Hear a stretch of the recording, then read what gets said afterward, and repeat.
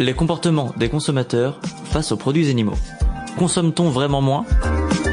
Une série podcast du LIT Ouest-RL.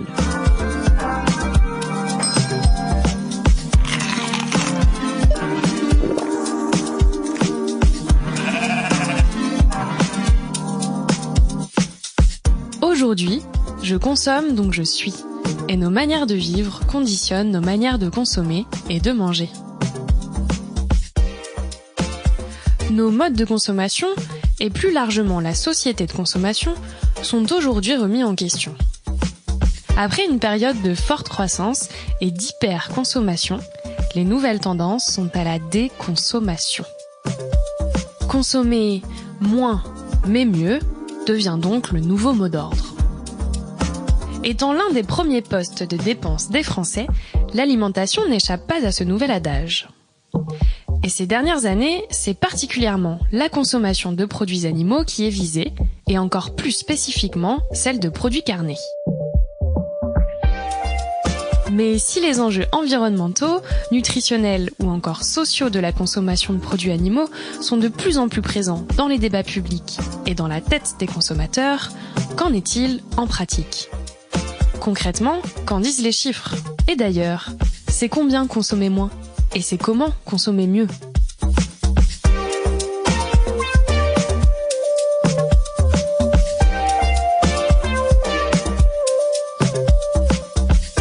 Épisode 4. Le mythe de la consommation responsable. Entretien avec l'anthropologue Fanny Parise.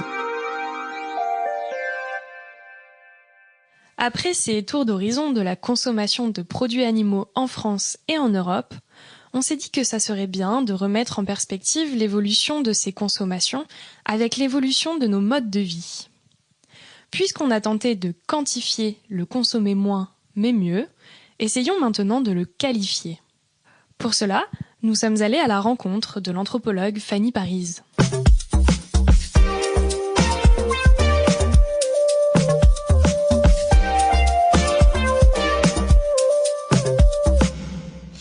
Bonjour Fanny Parise. Bonjour Justine.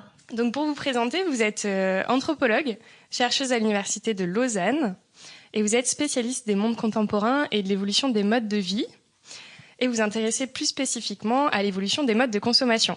Exactement. Vous êtes également directrice de la recherche et de l'innovation chez les Petits Baux où vous pilotez le Petit Lab qui est un laboratoire de recherche en innovation éthique et responsable. Et vous avez aussi développé Magical Thinking, qui est un collectif qui regroupe anthropologues et designers. Alors, est-ce que vous pouvez nous en dire un peu plus sur toutes vos activités, et en particulier sur ce collectif Magical Thinking ? Oui, bien évidemment. Donc moi, je suis anthropologue, comme vous l'avez présenté, des mondes contemporains. Et l'objectif de mes travaux de recherche, c'est faire le lien entre les changements de société qui vont être perçus par l'ensemble de la société sans forcément avoir les bons mots ou les bonnes manières de caractériser ces fameux changements parce qu'ils viennent de se passer. Donc là, c'est le premier élément. Donc avec Magical Thinking, l'idée, c'est de se dire comment on arrive à mettre des modèles théoriques et à expliquer simplement la complexité de la société dans laquelle on vit. Et puis, il y a tout un autre pan de recherche qui vise, lui, davantage à identifier les signaux faibles et à comprendre les mécanismes individuels et collectifs qui participent à la dynamique culturelle de notre société, mais également qui nous donnent des clés de compréhension des enjeux sous-jacents pour demain et dès à présent, et c'est le cas notamment en grande consommation, en alimentation, en loisirs, pour essayer de comprendre comment monsieur et madame tout le monde, ou alors des groupes un petit peu plus spécifiques, se réinventent au quotidien et trouvent du sens dans leur pratique quotidienne. Et donc pour qu'on comprenne un petit peu plus en profondeur, quel type de méthode vous employez ? Alors moi, j'ai recours à la démarche anthropologique, donc une démarche très classique en 3 étapes. La première, c'est l'ethnographie, donc on va aller sur le terrain, sur le lieu des pratiques des individus, que ce soit à domicile, dans l'espace public ou sur leur lieu d'activité professionnelle, où on va récolter un certain nombre de données, c'est-à-dire qu'on va observer comment les gens vivent, quel est leur univers matériel et quelles vont être leurs pratiques. Si on s'intéresse à l'alimentation, consommation. On va ouvrir leur réfrigérateur, on va cuisiner avec eux pour comprendre comment ils vivent. Si on est sur des études plus sur la beauté, pareil, on va aller dans la salle de bain ou dans les lieux d'usage. On va s'intéresser à tous les objets. Donc là, c'est la première étape qui est vraiment l'ethnographie. On va faire du recueil et de la collecte des données. Ensuite, il y a une autre étape qui s'appelle l'ethnologie. On va essayer de chercher une logique sociale aux phénomènes que l'on a observés, c'est-à-dire qu'au-delà de tout ce que les gens nous ont dit et de tout ce qu'on a pu observer, on va essayer de comprendre les marqueurs sociaux, culturels, tout ce qui va faire sens pour les individus. Et enfin, dans une troisième étape, qui est celle-ci anthropologique, on va essayer de mettre en tension cette logique sociale avec d'autres cultures, d'autres sociétés, à d'autres époques ou dans d'autres aires culturelles pour essayer de comprendre, au prisme de la diversité des cultures et de l'unité de l'homme, qu'est-ce qui fait le groupe et quels sont les invariants anthropologiques que l'on va identifier. Donc en fait, on part d'un postulat très simple, c'est que les individus sont toujours des menteurs de bonne foi, qu'il y a toujours un écart entre ce qu'ils disent, ce qu'ils font et ce qu'ils pensent faire, et que cette démarche en 3 étapes permet de mettre en tension ces différents niveaux de réalité pour pouvoir avoir une lecture la plus pragmatique et la plus complète possible de la complexité de la vie quotidienne des individus avec lesquels on travaille.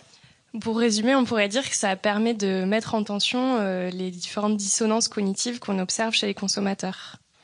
Alors les dissonances cognitives, c'est effectivement, si on se positionne autour de l'individu, une manière d'objectiver les tensions et les stratégies mises en place entre l'idéal de vie et la réalité des pratiques quotidiennes. Mais avec la démarche anthropologique, ces dissonances cognitives sont une étape dans une compréhension plus globale de l'individu dans un contexte et dans une société particulière.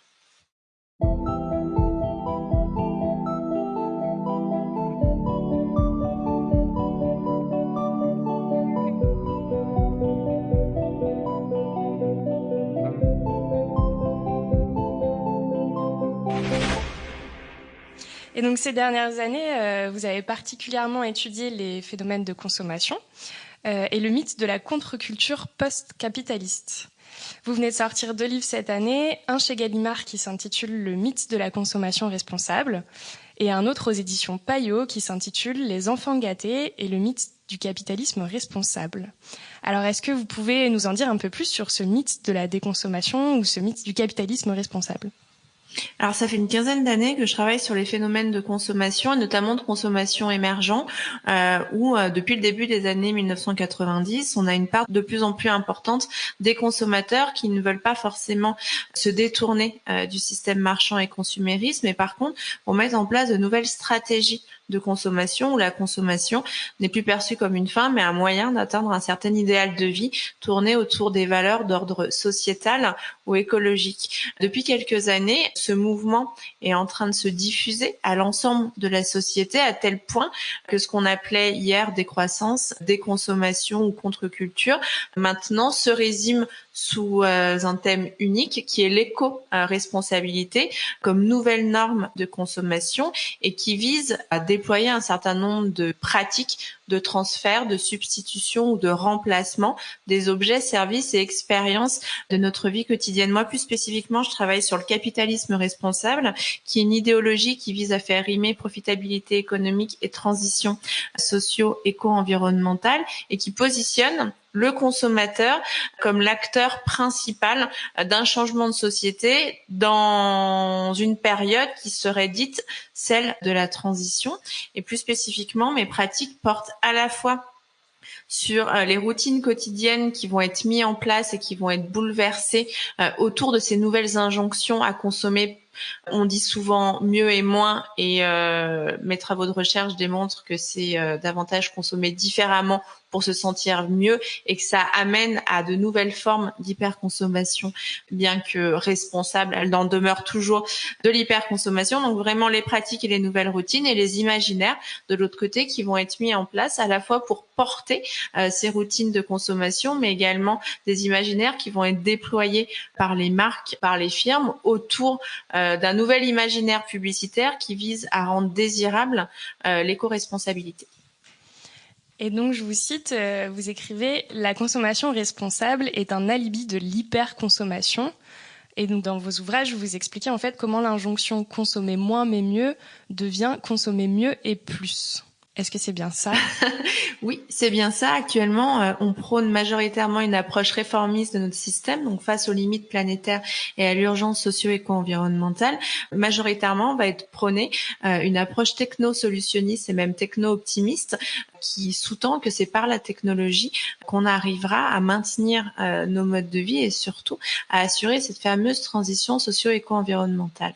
Et de ce postulat-là, il en résulte un certain nombre de nouveaux produits, services et expériences qui vont être disponibles sur le marché et qui vont permettre à des individus de modifier le moins possible leurs pratiques quotidiennes et leur mode de vie sous couvert qu'ils adhèrent et qu'ils achètent ou qu'ils utilisent des produits qui vont être estampillés ou qui vont renvoyer une image de l'éco-responsabilité. Et tout ça, ça va traduire une sorte de statu quo où on a l'impression, à l'échelle de l'individu et au niveau de ses émotions et de ce qu'il ressent, qu'il y a plein de changements qui ont été faits dans ses modes de vie, et c'est vrai, on ne peut pas dire le contraire parce que on achète certains objets à d'autres endroits, on va consommer de manière différente, on va avoir par exemple de nouvelles pratiques de mobilité, etc. Au niveau des entreprises, donc à une échelle un peu plus mésosociale, c'est la même chose. On va avoir au niveau de la production, distribution ou consommation des pratiques, des manières de faire et des positionnements qui vont changer. Mais par contre, si on dézoome, si on s'intéresse à toutes les structures anthropologiques qui sont mises en place, et on se rend compte qu'il y a une dynamique qui est toute relative et qu'en définitive, toutes ces nouvelles pratiques visent à maintenir notre système en tant que tel et à assurer la permanence du capitalisme.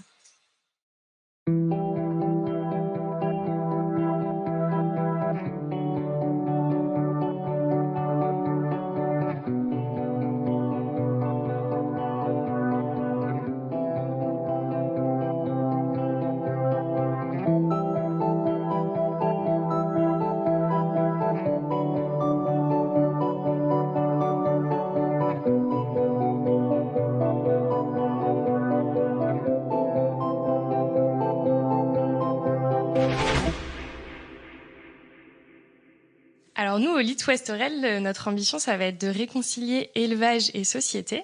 Et c'est pour ça qu'on s'intéresse particulièrement à la consommation de produits animaux. En ce moment, on entend beaucoup dans les médias qu'il y a une certaine déconsommation, et en particulier de la viande. Est-ce que c'est quelque chose que vous avez pu constater dans vos études? Et est-ce que ce que vous présentez là s'applique aussi sur le champ de la consommation des produits animaux, et en particulier sur le champ de la consommation de viande? La consommation de produits animaux, c'est un petit peu un totem pour les individus des changements de pratiques de consommation et des imaginaires qui vont être associés aux produits qu'il va être jugé bon de consommer, et à l'inverse, ceux qui vont être jugés impurs à la consommation. De manière générale, on se rend compte qu'il y a deux dynamiques qui vont encadrer les évolutions de la consommation de produits carnés. La première, ça va être une logique de sobriété subie liée à une baisse du niveau de vie et un pouvoir d'achat qui va être sous contrainte. On a un certain nombre d'individus issus notamment des classes populaires et des classes moyennes qui, pour des raisons de budget, vont limiter la consommation de viande dans leurs assiettes. Ça va plus être à tous les repas, ça va être quelques fois par semaine, et ça va être des viandes qui vont changer. On va passer d'une viande rouge à une viande blanche qui va coûter moins d'argent et qui va induire de nouvelles règles de commensalité et de structuration de l'assiette. De l'autre côté, à l'opposé du corps social, on va avoir une diminution ou une modification de la consommation de produits carnés pour des raisons de distinction sociale, soit d'ordre écologique ou soit d'ordre politique, ou en fonction des milieux sociaux et des idéologies qui vont être prônées, où là on est face à une politisation de la consommation. On va avoir des individus qui déclarent prendre de la distance avec les produits carnés, et du coup font un petit peu évoluer la place à la fois de la viande mais également de l'animal dans leur consommation. Ça, c'est vraiment pour une vision un petit peu sociologique du rapport que les individus vont avoir avec la consommation d'animaux. Et puis, si on va un petit peu plus dans le détail et qu'on s'intéresse aux fameuses injonctions paradoxales, aux dissonances cognitives dont on parlait tout à l'heure, on se rend compte que c'est beaucoup plus compliqué.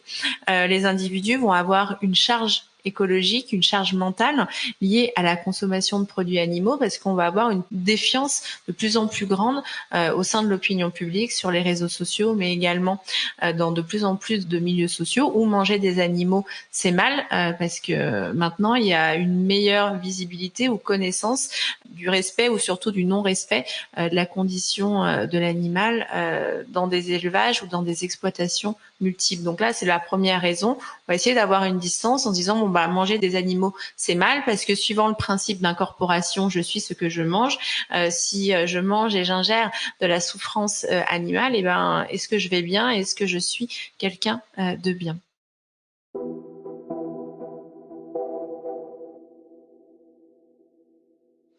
Il y a également, face à cette injonction à repositionner la consommation de viande dans son quotidien, de nouvelles stratégies psychosociologiques qui vont se mettre en place et qui vont permettre non pas de justifier l'arrêt ou la diminution de la consommation de produits carnés, mais à l'inverse, la justification de la continuité de la consommation.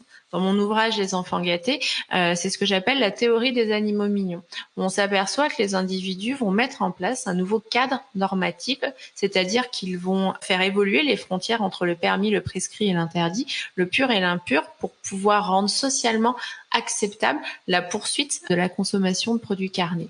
Donc, par exemple, ils vont juger permis de consommer des animaux qu'ils jugent moches, peu intelligents ou ne ressentant pas la souffrance. Donc tout ce qui va être lié à la volaille, tout ce qui va être fruits de mer, insectes ou poissons, comme ça paraît très loin de nous avec un anthropomorphisme qui est moins simple, là la consommation de viande va être possible et va même être de toute bonne foi invisibilisée dans leur pratique de consommation. Et à l'inverse, on a des animaux qui vont être perçus comme mignons, intelligents, plus proches de nous, à la fois dans notre mode de vie comme dans notre imaginaire, où là, la consommation va être de moins en moins permise, voire interdite, et là, l'animal va avoir une force symbolique et figurative beaucoup plus importante que ceux qui vont être en quelque sorte jugés propres à la consommation. Et toutes ces nouvelles règles, elles s'inscrivent aussi dans un renouveau de l'assiette et d'une nouvelle manière d'intégrer ces aliments dans notre quotidien. On va avoir des produits qui vont être conditionnés en plus petits, qui ne vont pas être achetés entiers, afin d'avoir l'impression de ne plus forcément manger de l'animal. On le met encore plus loin de nous, ou alors on va avoir une grosse consommation de produits issus des animaux hors domicile, où là, une fois de plus, ça va être encore un petit peu plus mis à distance. Mais là, on est en période de transition, de montée des valeurs sociétales et écologiques, mais il n'y a rien de nouveau. On a le professeur et anthropologue Dominique Desjeux qui expliquait que dans les années 70-80, face au déclin de la consommation de la viande de lapin, par exemple, le fait qu'en supermarché, on lui ait coupé la tête et coupé les pattes et qu'on présentait dans des barquettes plus que des civets, et ben ça avait permis de booster et d'augmenter les ventes, parce que c'est toujours le même problème, comment on met à distance l'imaginaire d'un animal et de tout ce qu'il y a de mignon autour. Et donc vous dites que parfois la consommation de viande est invisibilisée, c'est-à-dire qu'on va continuer à manger autant de viande qu'avant, voire plus, mais qu'on va pas s'en rendre compte, c'est ça ? Exactement, on va se donner bonne conscience en établissant un nouveau cadre qui va rendre acceptable cette continuité. C'est pour ça qu'il faut toujours faire très très attention aux études déclaratives, qu'elles soient quantitatives ou qualitatives, parce que de toute bonne foi, les individus vous diront qu'ils ont réduit leur consommation de viande pour toutes les bonnes raisons que l'on a citées auparavant, et ils le font de bonne foi. Mais par contre, lorsqu'on ouvre leur réfrigérateur, quand on s'intéresse au contenu de leur assiette sur un temps relativement long, et ben on se rend compte que les produits animaux ont loin d'avoir disparu, ils ont juste changé de forme, changé de place et ont des nouveaux mots pour pouvoir les décrire.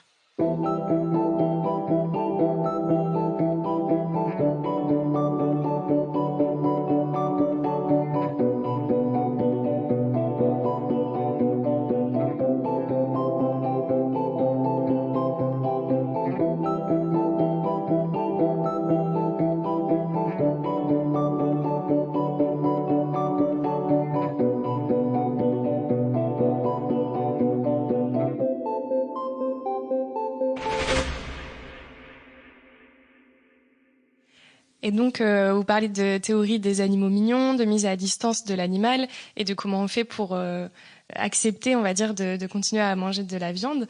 Donc, quelle est la place du bien-être animal dans toutes ces valeurs et dans cette justification de la consommation ?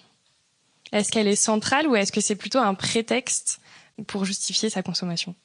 Alors, le bien-être animal, je pense qu'il est central parce que c'est un petit peu ce qui fait le lien entre un idéal de société et ce fameux principe d'incorporation qui est très égocentré, qui est universel des individus. Mais c'est pas parce qu'on a un idéal qui est celui du bien-être animal qu'on va forcément tout le temps le mettre en pratique, parce que avant l'idéal du bien-être animal, c'est avant tout l'idéal du bien-être de l'individu. Et l'individu, il n'a pas forcément envie de changer drastiquement ses habitudes de consommation, l'équilibre de son assiette. Et puis, il aime manger de la viande, surtout dans un pays comme la France où on a une culture des produits carnés sous toutes ses formes qui est très forte. Donc, les changements sont longs et compliqués. Et en fait, rentrer par les idéaux autour du bien-être, c'est une manière de faire évoluer son identité et les frontières entre le permis, le prescrit et l'interdit.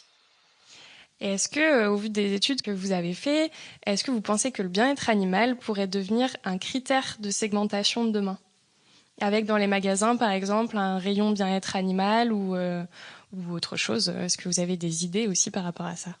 Il y a l'anthropologue français Claude Lévi-Strauss qui expliquait à la suite de la crise de la vache folle que peut-être dans quelques décennies, par rapport à la montée de toutes ces nouvelles valeurs et de toute cette nouvelle considération animale, lorsque l'on mangera des animaux, on aura l'impression d'avoir recours à des pratiques cannibales comme on pouvait le faire il y a plusieurs décennies ou plusieurs centaines d'années dans différentes aires culturelles. Donc pour le coup, et d'après toutes les études à la fois de terrain comme les études anthropologiques qui existent déjà, le bien-être animal, c'est peut-être une manière transitoire d'accompagner les individus dans une réduction drastique et majeure de leur consommation animale. Mais par rapport à la montée des nouvelles philosophies et à l'empreinte carbone des exploitations, un rayon bien-être animal sera bien évidemment très insuffisant. Très bien, merci Fanny Parise.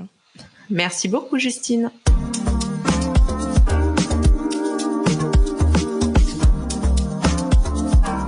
Merci de nous avoir écoutés.